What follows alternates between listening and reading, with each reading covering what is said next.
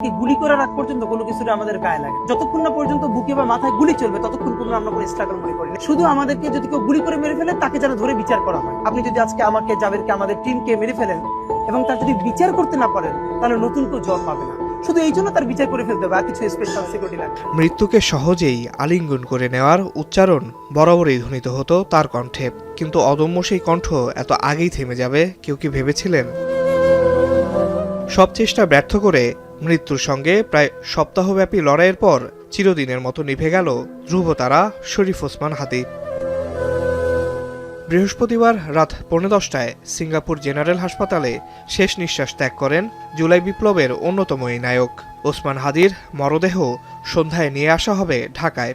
শনিবার বাদ জোহর তার জানাজা হবে রাজধানীর মানিক মিয়া এভিনিউতে। ওই দিন পালন করা হবে রাষ্ট্রীয় শোক। ঝালকাঠির নলছিটির মুসলিম ধর্মভীরু পরিবারে জন্মগ্রহণ করা হাদী 2010 সালে ভর্তি হন ঢাকা বিশ্ববিদ্যালয়ে। অন্যায়ের বিরুদ্ধে আপোষহীন সংগ্রাম ও সুনিপুণ নেতৃত্বের মাধ্যমে তিনি পরিচিত হন দেশজুড়ে। 2024 সালে তার নেতৃত্বপূর্ণ কর্মকাণ্ড একটি বিশেষ মাত্রা পায়। জনমানুষের কণ্ঠস্বর হয়ে ওঠেন হাদী। গেল শুক্রবার দুপুর আনুমানিক 2:30টার দিকে রাজধানীর পুরানা পল্টনের বক্স কালভার্ট রোড এলাকায় ব্যাটারি চালিত রিকশায় থাকা অবস্থায় তার উপর গুলি চালানো হয়। মোটরসাইকেলে আসা দুর্বৃত্তের গুলিতে গুরুতর আহত হন তিনি। প্রথমে তাকে ঢাকা মেডিকেল কলেজ হাসপাতালে নেওয়া হয়। অবস্থার অবনতি হলে এভারকেয়ার হাসপাতালে ভর্তি করা হয় এবং পরে উন্নত চিকিৎসার জন্য 15 ডিসেম্বর এয়ার অ্যাম্বুলেন্স করে সিঙ্গাপুর নেওয়া হয়।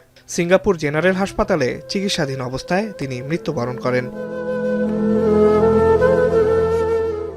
আসিফ ইকবাল খান, এখন, ঢাকা।